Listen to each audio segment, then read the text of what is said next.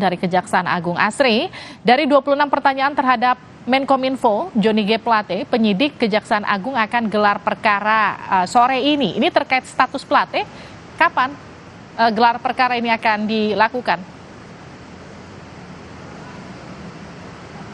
Ya, Livi, terkait dengan gelar perkara ini memang masih belum ada informasi pasti ataupun juga rincinya kapan tanggal ataupun juga waktu yang akan dilakukan terkait dengan gelar perkara. Namun terkait dengan pemeriksaan terhadap Johnny G. Plate hari ini, penyidik mendalami terkait dengan peran ataupun apa bentuk pengawasan dan juga pertanggungjawaban dari Johnny G. Plate terkait dengan aliran dana dari proyek Bakti Kemenkominfo 2020-2022 dan juga terkait dengan proyek BTS 4G yang sudah berlangsung begitu. Kemudian selain daripada pendalaman peran Johnny G. Plate dalam proyek ini, penyidik juga mendalami terkait dengan aliran dana dari Bakti Kemenkominfo terhadap adik Johnny G. Plate, Gregorius Alex Plate.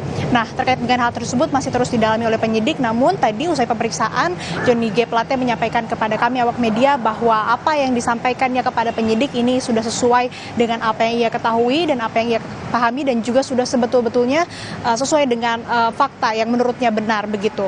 Dari Direktorat Penyidikan Jaksa Agung Muda Bidang Tindak Pidana Khusus Kejaksaan Agung, Dirdik Jampitsus tadi menyebut bahwa dari hasil pemeriksaan hari ini dianggap sudah cukup dan kemudian akan segera melakukan gelar perkara. Memang belum dirinci gelar perkaranya ini akan dilakukan kapan, namun akan digelar dalam waktu dekat dan dimungkinkan dalam kurun waktu selama 1 minggu ini, Livi. Dan terkait dengan pemeriksaan lanjutan atas dugaan adanya aliran dana begitu kepada adik Johnny G. Plate ini masih terus didalami dan juga dimungkinkan akan melakukan pemanggilan ataupun juga pemeriksaan terhadap sejumlah saksi. Livi. Bagaimana dengan pemeriksaan saksi lain hari ini? Keterangan apa yang digali penyidik Kejaksaan Agung?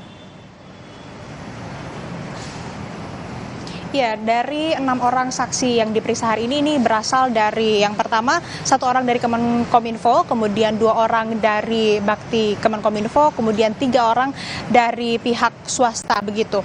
Penyidik memang tidak rinci begitu apa saja materi penyidikan ataupun juga yang didalami dalam pemeriksaan tersebut, namun dipastikan pemeriksaan ini dilakukan untuk menguatkan barang bukti yang sudah dikantongi oleh para penyidik khususnya di Dirdik Jampitsus Kejagung.